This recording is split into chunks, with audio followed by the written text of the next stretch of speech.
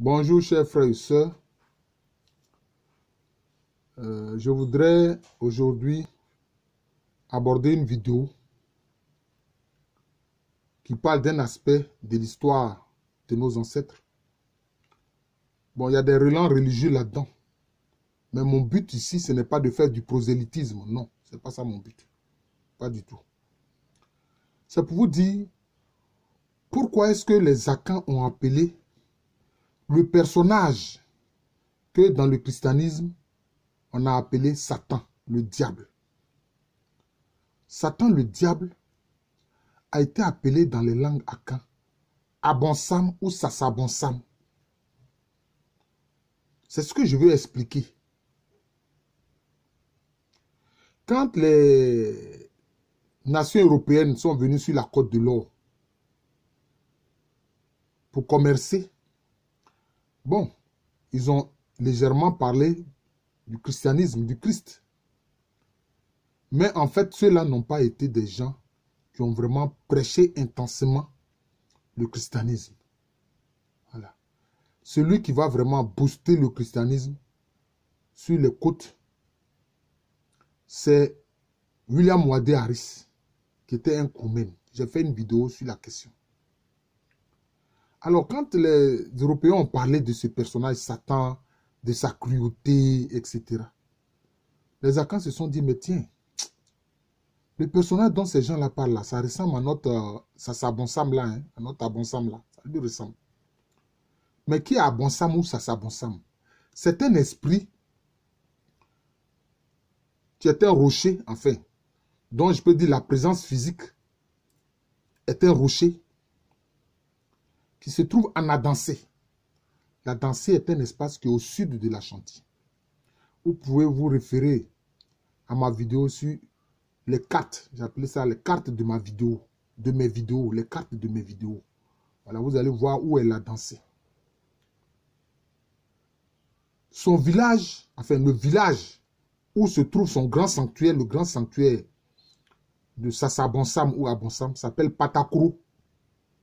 Vous savez qu'en Cuy, quand on veut parler du village, on dit Krom. Mais concernant le village sanctuaire de l'esprit Abonsam ou Sasabonsam, c'est Patakro. Ça en a dansé. Et l'esprit Sasabonsam ou Abonsam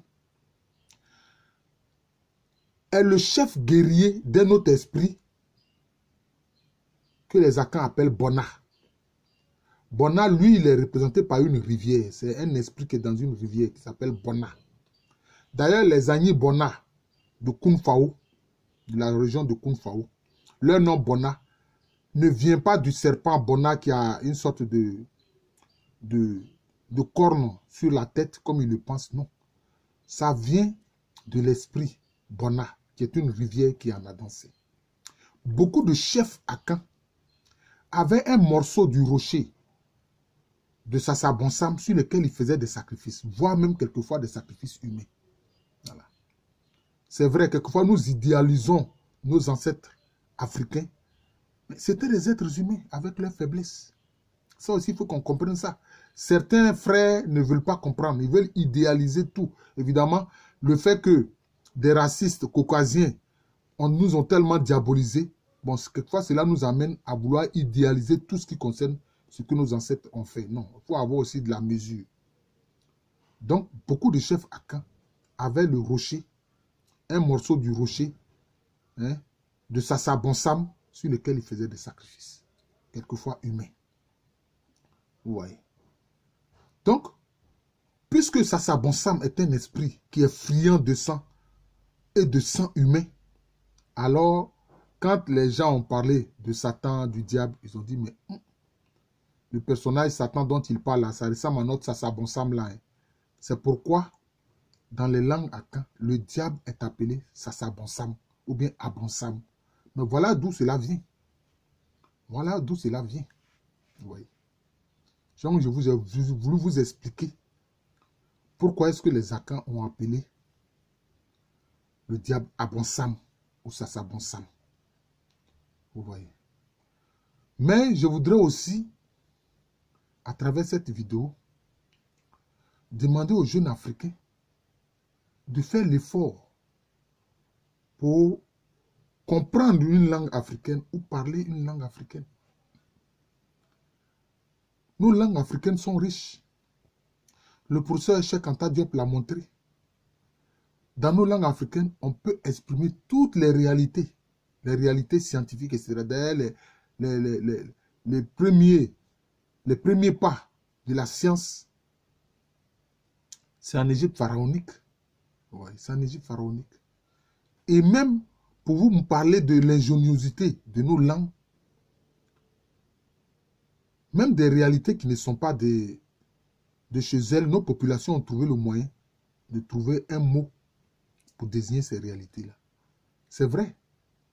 L'avion n'a pas été conçu par nos ancêtres. Mais en langue tui, comment est-ce qu'on appelle l'avion? On appelle Dadianoma, c'est-à-dire l'oiseau de fer. D'ailleurs, les Zma, ils disent Aouma Elene, c'est-à-dire la pirogue de haut. La pirogue du haut. Donc, les gens trouvent des moyens d'exprimer des réalités. Vous voyez? Par exemple, la Vierge Marie, comment les Zma l'appellent? Hachemari. Haché, c'est la virginité. Vous voyez?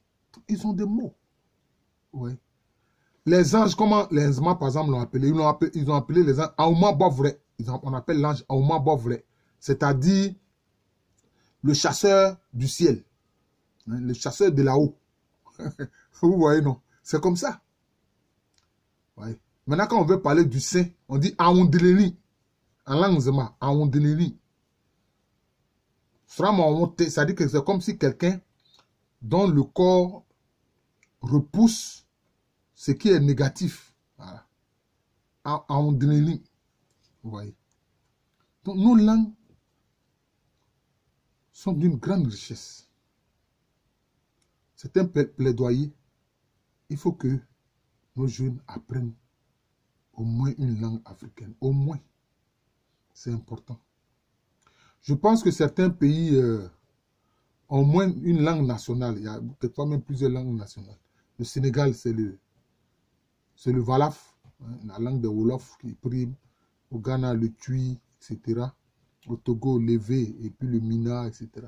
Mais en Côte d'Ivoire, bon, il y a peut-être les langues qui se dégagent, c'est le Malinké parlé en Côte d'Ivoire et puis le Baoulé.